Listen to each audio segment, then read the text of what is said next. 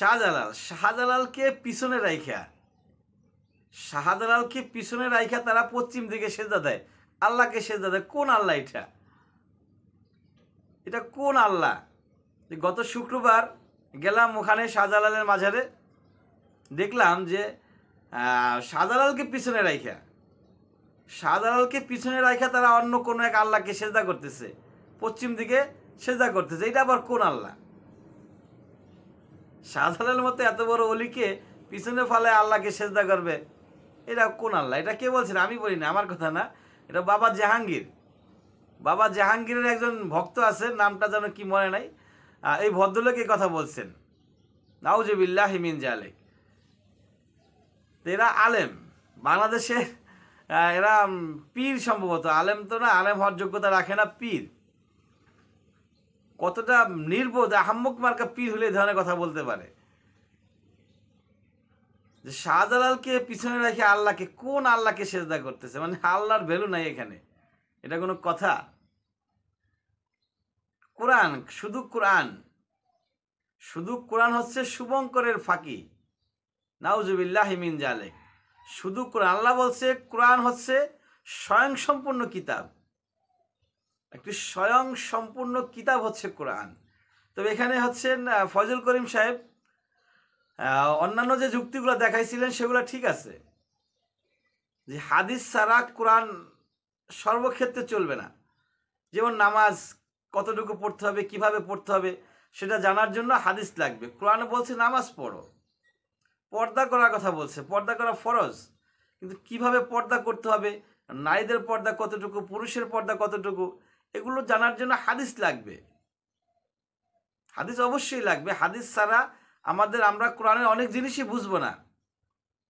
কিন্তু কোরআন হাদিস ছাড়া বা সুন্নাত ছাড়া শুভঙ্করের ফাঁকি, এই শুভঙ্করের ফাঁকি কথাটা আদৌ যুক্তিযুক্ত নয়।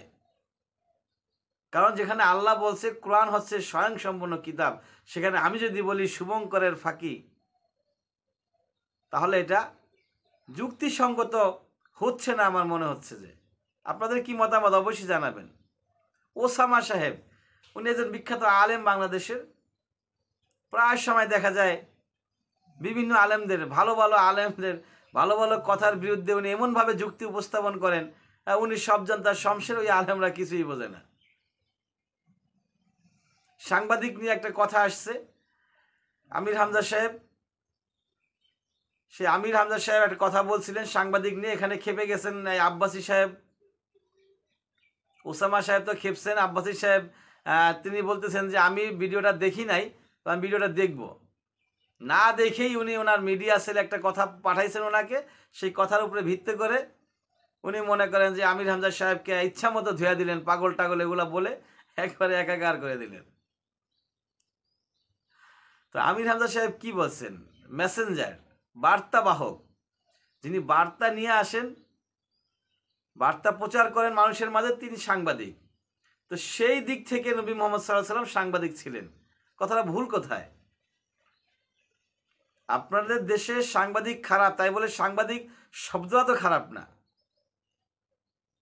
সাংবাদিক শব্দটাকে আপনাদের দেশের লোকেরা যারা সংবাদ কালেক্ট করে, সংবাদ সার্ভিস করে, সংবাদ বহন করে, সেই লোকগুলা যদি নেগেটিভ মাইন্ডেড হয়ে থাকে, ওরা পক্ষপাতিত্ব করে থাকেন, দলীয় কাজ করে থাকেন, খবর গোপন রেখে থাকেন, কিছু স্বার্থের জন্য পাবলিশ করে থাকেন, কিছু স্বার্থের জন্য, তো সেজন্য সাংবাদিক শব্দটাকে তো আপনি খারাপ পথে নিতে পারেন না। সাংবাদিক শব্দটা তো ভালো। নবী সাল্লাল্লাহু আলাইহি ওয়াসাল্লাম ছাগল চড়াইছেন, তো যিনি ছাগল চড়াবেন মাঠে তিনি তো রাখাল। আব্দুর রাজ্জাক বিন ইউসুফ বলেছেন তাকে রাখাল না বললে আপনার পাপ হবে। অর্থাৎ উনি যেই কাজগুলা করছেন সেই কাজগুলার টাইটেল ওনাকে না বললে আপনার পাপ হবে। উনি রাখাল ছিলেন, আপনাকে রাখাল বলতে হবে। উনি সংবাদ পাবলিশ করছেন, সাংবাদিক বলতে হবে। তো উনি যেই কাজগুলো করছেন প্রত্যেকটা কাজ তো বলতে হবে, তাই না? সম্মানের সাথে বলতে হবে, এটা 100% সত্য কথা, যে সম্মানের সাথে বলতে হবে। তো আমির হামজার কথার ভঙ্গিমার ভিতরে কোনো অসম্মান আমরা দেখতে পাই নাই। কিন্তু আব্বাসী সাহেব, তারপর হচ্ছে ওসামা বিন লাদেন, তারপর হচ্ছে আরও যারা ওই যে কি যেন একজন আব্দুর রহিম তো অকথ্য ভাষায় কথা বলেছেন। একজন আলেম আরেকজন আলেমের বিরুদ্ধে এভাবে কথা বলেন না। আমার মনে হয় যে আব্দুর রহিমের সাথে তার কোনো পারিবারিক গণ্ডগোল আছে। আব্দুর রহিম উনি যেই ভাষায় কথা বলেছেন যে মদ খায় আরও কী যেন তারি মারি এটা সেটা বাবা টাবা খায় এই ধরনের মানে অকথ্য ভাষায় খুব রাগান্বিতভাবে কথাগুলো বলেছেন। একজন আলেম আরেকজন আলেমের বিরুদ্ধে বুঝা না বুঝা এই ধরনের কথা বলা এটা আদৌ যুক্তিযুক্ত নয়। তো এরা আলেম। মিজানুর রহমান আজহারী সাহেব এই যে রাখালের কথা বলছিলাম, সে রাখাল বইলা ফাইসা গেছেন। মা ফাতেমাকে নবী মোহাম্মদ সাল্লাল্লাহু আলাইহি ওয়াসাল্লামকে 6 প্যাক বলেছিলেন। এই লেকচারগুলো আসলে যারা এগুলা নিয়ে সমালোচনা করেন তারা এই লেকচারগুলো দেখেন নাই। কারণ মিজানুর রহমান আজহারী কোন যুক্তিতে এটা বলেছিলেন সেই লেকচারটা শোনা উচিত ছিল যারা সমালোচনা করছেন তাদের। এবং রাখাল বলেছেন সেটা তো আব্দুর রাজ্জাক সাহেব বলেই দিয়েছেন যে রাখাল না বললে উল্টা পাপ হবে। এবং মা খাদিজা রাদিয়াল্লাহু আনহুকে ইনটেকের বাংলা অর্থই আমরা জানি না। আব্বাসীর মতো কিছু বক্তা আছে যারা ভাষাগত জ্ঞানের অভাব আছে।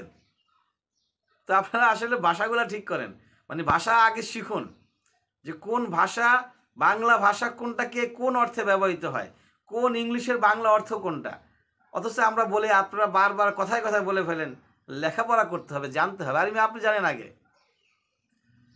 আগে আপনারা জানেন, ওই পর্যন্ত তো লেখাপড়া করেন। আপনি কোন পর্যন্ত লেখাপড়া করছেন মিয়া? বাংলা ভাষা আগে বুঝতে হবে। বাংলা ভাষা আগে বুঝেন। একটা মানুষ একটা লেকচার দিলে তার লেকচারটা ফার্স্ট থেকে লাস্ট পর্যন্ত আগে শুনেন। আপনার মিডিয়া সেল কি ছাতা বললো না বললো সেটার উপরে ভিত্তি করে আপনি একটা লেকচার দিয়ে দিলেন। আল্লাহ নবী কি বলছেন যে কোনো একটা কথা শোনার পরে সেটাকে বিচার বিশ্লেষণ না করে অন্যের কাছে পাবলিশ করা এটা মিথ্যার শামিল। তাহলে আপনারা একজন আলেম হয়ে সম্পূর্ণ লেকচার না শুনে একজনের মিডিয়া সেলের উপরে ভিত্তি করে, এর উপরে ভিত্তি করে, ওর উপরে ভিত্তি করে একটা কথা জোরালোভাবে তার বিরুদ্ধে সমালোচনা করে দিলেন। আপনারা কোন জাতের আলেম? আপনারা আমাদেরকে শিখাবেন। আপনারা যারা আলেমরা আছেন, সাধারণ মানুষ আমরা যারা ইসলাম সম্পর্কে কম বুঝি, জানি না, আমাদেরকে জানাবেন। আর সেটা না করে একজন আরেকজনের পিছনে লাগে আছেন, তাহলে আর আলেম কোথায় থাকলো? একজন বক্তা বলেছেন বাংলাদেশের 90% আলেম যারা মাঠে ময়দানে বক্তব্য তারা মিথ্যা কথা বলে। তো এখন তো আমরা ওরকমই দেখতে পাচ্ছি যে এর পিছে লাগছে, ওর পিছে লাগছে, আর লাগালাগিগুলো হয় উল্টাপাল্টা। যেটা বলে নাই সেটা দিয়ে চালায় দেওয়া হচ্ছে। ইউটিউব থেকে কাটিং কুটিং করে কিছু ইউটিউবার আছে বদমাইশ 2 নম্বর, এরা হচ্ছে যে আলেমদেরকে নষ্ট করার জন্য, আলেমদের ভাবমূর্তি ক্ষুণ্ণ করার জন্য বিভিন্নভাবে এদের আসল বক্তব্য বাদ দিয়ে কাটিং সাটিং বক্তব্যগুলো আইনা মানুষের কাছে বিভ্রান্ত করার চেষ্টা করতেছেন। আপনারা কি মরবেন না ভাই? আপনারা যে ইউটিউবে 2টা পয়সা কামানোর জন্য, টাকা কামানোর জন্য এই ধরনের ধান্দাবাজিমূলক ভিডিও তৈরি করতেছেন, আপনাদের কি মৃত্যুর ভয় নাই? আজকে মরলে কালকে আবার টাকা কে খাবে? সাবধান হয়ে যান। এ ধরনের 2 নম্বরে বাদ দিয়ে আলেমদেরকে সমাজে আমাদের কাছে যাতে জ্ঞান পৌঁছতে পারে সেই সুযোগ করে দেন। ও আখির দাওয়ানা আলহামদুলিল্লাহি রাব্বিল আলামিন।